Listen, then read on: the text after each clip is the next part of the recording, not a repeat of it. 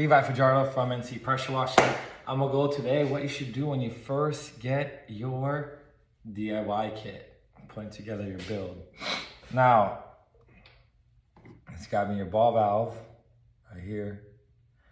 And then you got your actuator, got your brackets. Boom.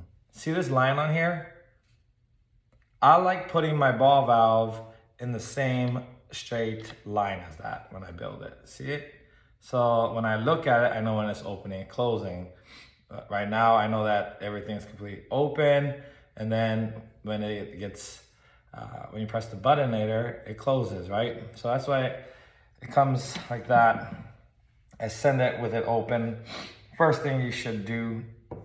Now I'm gonna show you these I already put together. After here, the only thing you'll get is your bypass line. Put that male end straight in here, put your injector and plug it in.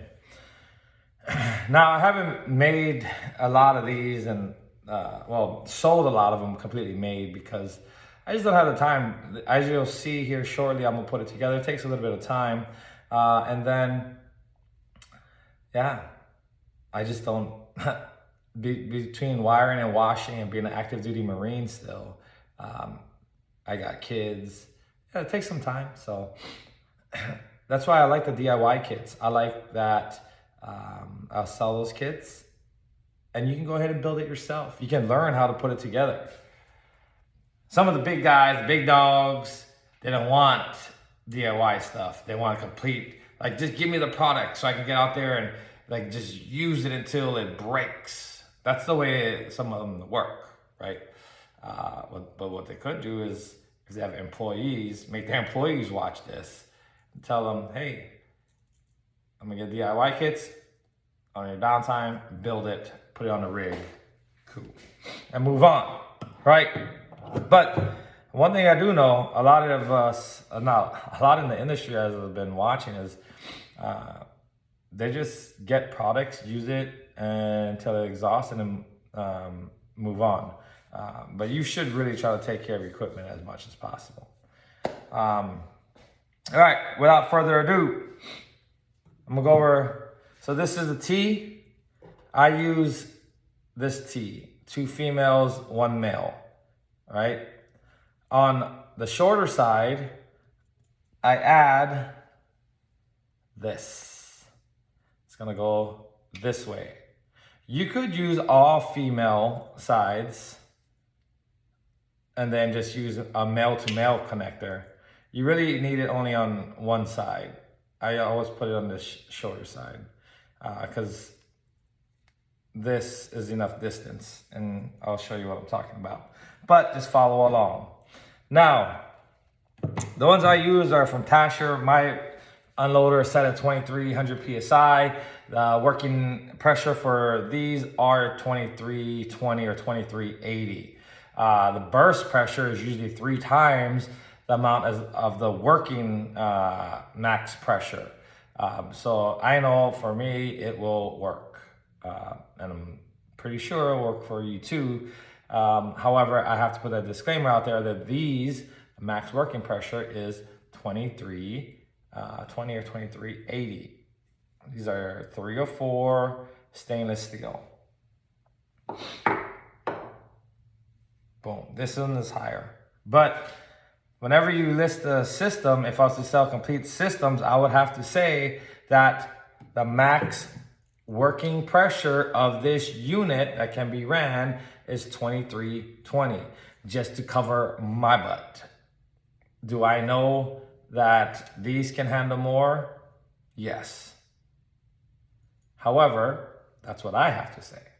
You can go ahead and get other ones, a different grade. You can do the 3/16 stainless steel. There's different grades of stainless steel for those that don't know. The most common is the 304 and the 3/16. It's a little more pricey. 3/16 is a little better as far as corrosion resistance, a little bit stronger. But yeah,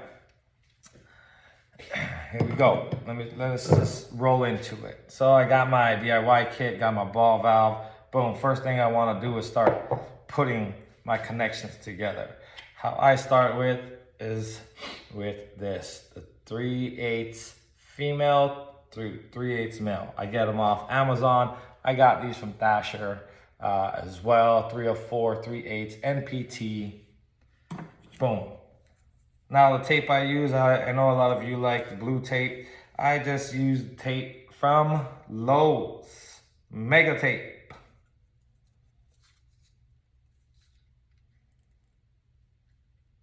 You want to use the other tape, go ahead. You want to use some other type of like thread lock or whatever, that's up to you if you're doing your own DIY. Saw that, huh? I just dropped my roll. I'm just wrapping it. It really sucks that I dropped the roll. I'm gonna have to roll that back up. All right, but, so wrap that side. I'm gonna put this in here. Now, I'm not gonna actually work on that side right now. What I'm gonna do right now is just hold that in there.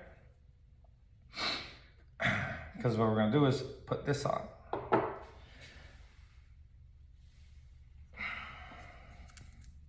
Bear with me, because I dropped my roll. You might do that as well. Let's go ahead and roll it back up.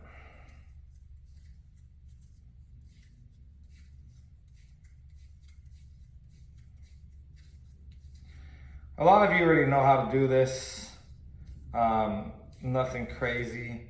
It's just attaching your connections, really. This is meant for the ones that just, because I know eventually there's gonna be a lot of people just starting out and they're upgrading their machines and everything, and they're like, yeah, I'm gonna get a DIY kit, do it myself, and build these, which I encourage, build it, do it. One thing I am against, and I wish people stop building, is the chemical injector boxes where it just turns on and off the injector. Those are a waste, ladies and gentlemen. I already put the blueprints out here for this. I told you all how to make these. If you're a person that's making those remote chemical injectors, stop. Build these. Like, you're wasting, like, does your product work? Yeah, it probably does. How long does it last? All the way until that ball valve gets eaten up by 12.5 SH. But it's still not as much flow as this. I promise you that. So in essence, you're making an inferior product, and I see some are trying to charge a lot for them. And when those are, majority of you who make them are just using the US solids actuator with their ball valve. A simple thing to build. It's not that great. Just build one of these, offer the people that are starting out, that don't know much about it, and they get sold on, oh yes, get this injector one. Offer them this. Build this and offer them this. Okay?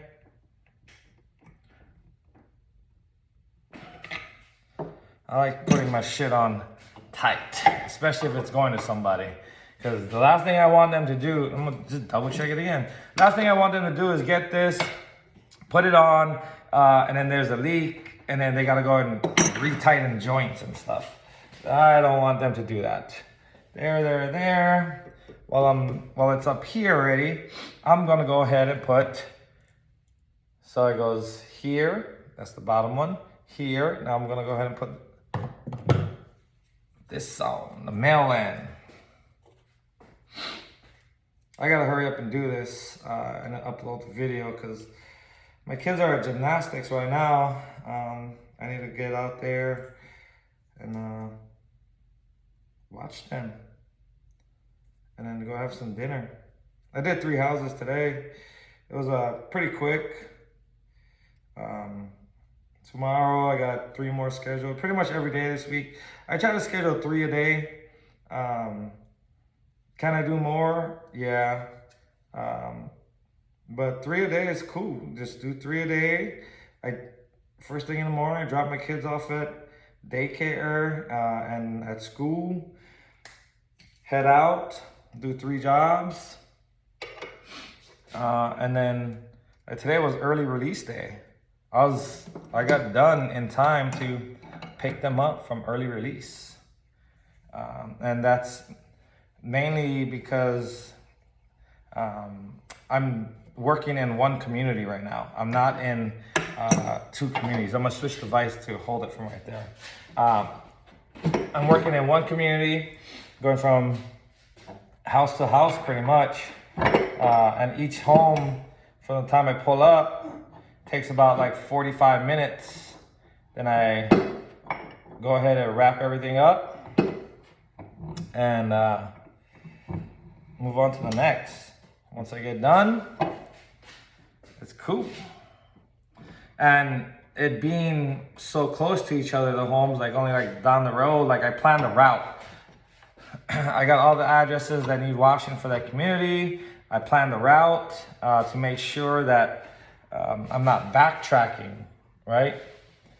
And then once I leave each residence, because it's only a short distance, I don't have to empty my tank, my water tank. I just leave it full. So when I get to the next one, I can immediately hook up and start. I'm not waiting for water to fill up in my buffer tank. So it saves me time. It's great. I like it. What I do is I offer a community a deal. I tell them, hey, I'll wash for this 2-week period. I'll wash every home in the community at a discounted rate. Just have everyone sign up, and then I'll get you taken care of. And it works out pretty good. And then, so here in North Carolina, we have a heavy pollen season, right? Now, anyone that gets their cleaning done prior to like the complete end of the pollen season, because it's usually cooler right now, so my prices are lower. As we get closer to summer and the heat starts getting up, my prices will increase because it's harder for me to, not harder, but the working conditions start not being as good, right? All right, so now this is what we just did. We put this on, this.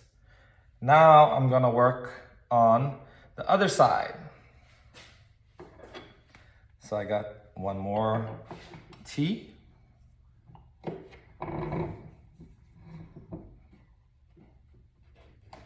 Put it in the vise.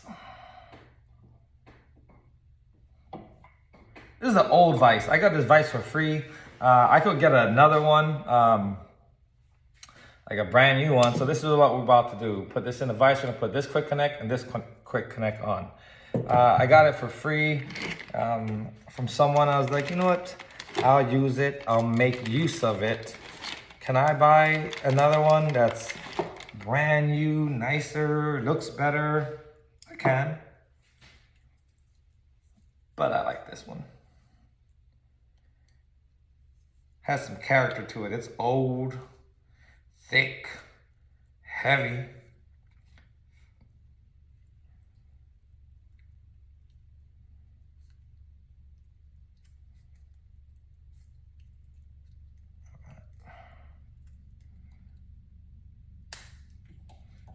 Yeah, Chris, when he came over the other night, he used red Loctite vise using a tape, which it works. I might try that, or that other blue stuff a lot of people use, but tape works just as well. end of the day is to create a seal so water does not leak. So just pick what you want. Now, this vise is me adjust it from time to time. I'm making it pretty tight. And I'm gonna hear it, some of you will be like, that's way too tight. Well, you gotta understand that I don't want this thing to leak. Someone gets it, like tomorrow, like I'm really building these for TChem, so that way they can have their contractors test them out before, well, they don't actually have contractors that pressure wash directly for them, but they have contractors that come and buy supplies from them all the time. And we're gonna let one of them or a few of them use the product. I told them they wanted to carry my product. I told them no, before I let anyone carry my product, carry the iFlow and sell it, you need to test it first. You, not just from my testing or what other people say, you guys have to test it. I want you guys to know and feel confident about the product. I could easily, there's other stores out there that want to carry it. I can easily just send them one and tell them, here, start stocking your shelves. But that's not the way I roll. The way I roll is, hey, if you're gonna actually sell these, I want you to use them. I want you to know, push it to the limits, and then after that, come back and tell me. You think it's a solid product? Carry it. Carry it. You can sell it. Now, in the winter is when I'll build a lot of the units and stock everything up, and when I retire. Right now, my main goal is still being a Marine, being a husband, a father, pressure washing, and then building iFlows. Selling DIY kits, I'll do that. Teaching people how to build it, I'll do that. But putting aside this time, like right now, you see me putting on all these connections, right? This is not even including the time for like the wiring and stuff like that. So it just takes time, ladies and gentlemen. And time really is priceless, because you never get that back. You never get your time back. So how do you put a price on something that you can never get back? It's kind of hard. We do it every day though. The amount that you get paid per job, you're putting a price on it. You're putting a price on your time. You're putting a price, whether it's $10, $20, you're saying my time in life is worth $20, $100, $1,000 an hour, whatever it is, right? So you set that price. A person who gets paid $1,000 an hour could be less happy than the person that is getting paid $10 an hour. It all depends how you see life. I watch some of these groups and people get mad, like when people are charging like $99 and something like that. But hey, they're doing the work. They are doing the work. Are you doing that work? No. That's how much they felt like they wanted to charge, and that's their time that they're putting in.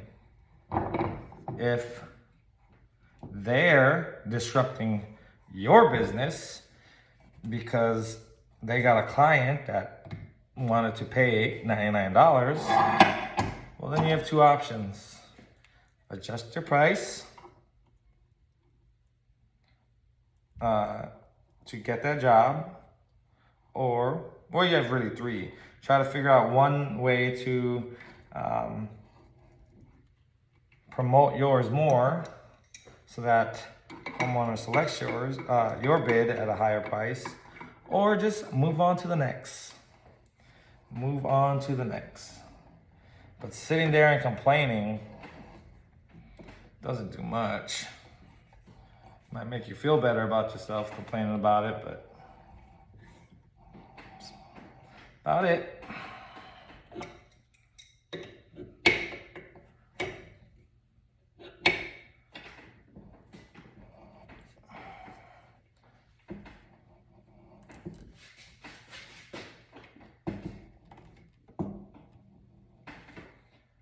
One more turn.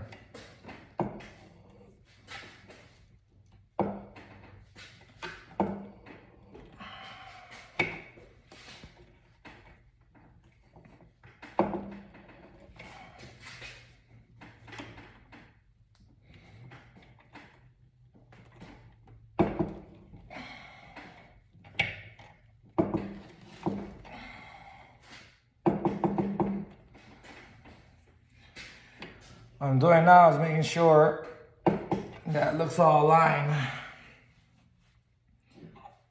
Yep. Cool.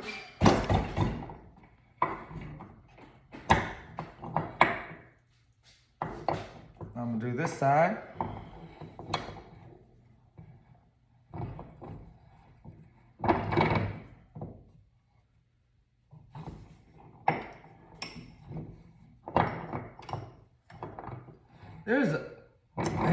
There's a pipe vise. The pipe vise looks pretty cool. I might get it on next. Oh, that's when I start building like a lot of these. Right? When I retire. I'm enjoying it right now.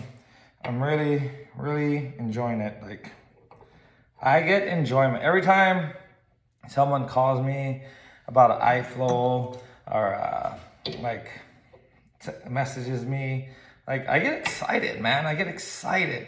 Not even if they don't buy one from me. If they're just building one and they're going on Amazon or Alibaba and asking me questions like, hey, what manufacturer do you use? Or how do you do this? Or how do you do that? What 3D printer are you using? And all that stuff. Like, I get excited. It makes me excited. Gotta readjust this. Because I know people are out there learning. They're learning, doing something for themselves, making themselves better. Like, it's great. You know what I mean? I ain't got nothing but love for people that want to build these. People that want to source their own stuff. Nothing but love for them.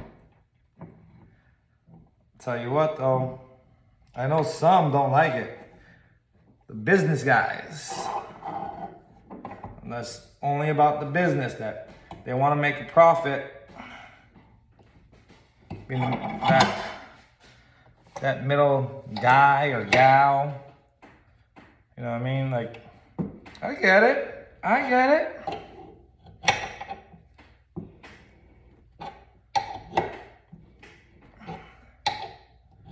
I'm here for the people, for the pressure washers, you know what I mean? Distributors sell complete builds, I'm telling you. And that's what they will do, sell the complete builds. But as a distributor, shoot, as any company, I would really sell DIYs and complete builds. Why? Because when you sell the DIYs, people will still need all these connections. You know what I mean? They can still buy all these connections from one spot, from you.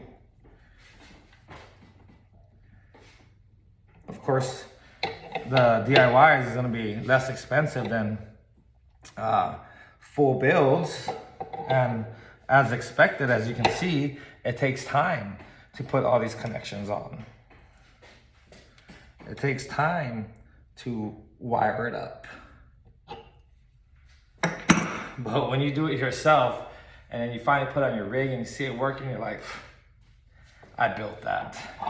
There's a lot of guys I talk to that are like, yeah, they feel proud, like they built their rig. Would they like a bought rig? Yeah, I'm sure.